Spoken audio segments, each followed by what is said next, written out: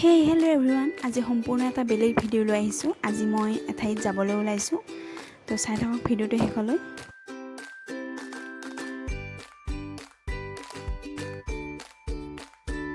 আজি এখন ৰেষ্টুৰেণ্টত আহিছোঁ। এইখন আমাৰ নলবাৰী জিলাত অৱস্থিত প্ৰণীতা ৰেষ্টুৰেণ্ট। সকলোৱে জানে। আমি আহি পালোহি আৰু দেখিছেনে ইমান গাড়ী ভিৰ পুৰা, আৰু ডেইলি ইয়াতে বহুত পলম নকৰি ভিতৰলৈ সোমালোঁ আমি। আৰু এয়া আমি মিঠাই চিলেক্ট কৰি আছোঁ, কোনটো খাওঁ কোনটো নাখাওঁ তেনেকুৱা লাগিছে।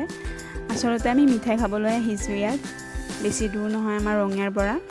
মিঠাই চিলেক্ট কৰিলোঁ আৰু অৰ্ডাৰ দিলোঁ, লগতে চাহ একাপ দিছোঁ।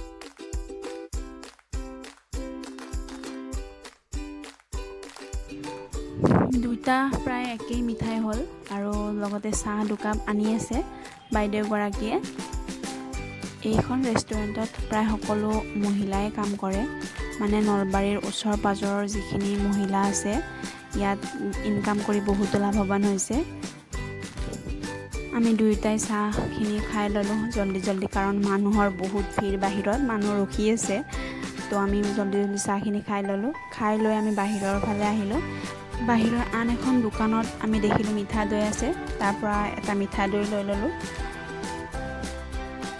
তো এনেকৈ দোকানকেইখন অলপ চালোঁ আৰু কিবা কিবি প্ৰয়োজনীয় বস্তু লৈ ল'লোঁ। প্ৰয়োজনীয় মানে মিঠাই লৈছোঁ। আৰু এয়া চাওক ইমান ধুনীয়া মিঠাই, দেখিয়ে লোভ লাগি গৈছে। এয়া চাওক কি কালাৰিং মিঠাই পুৰা।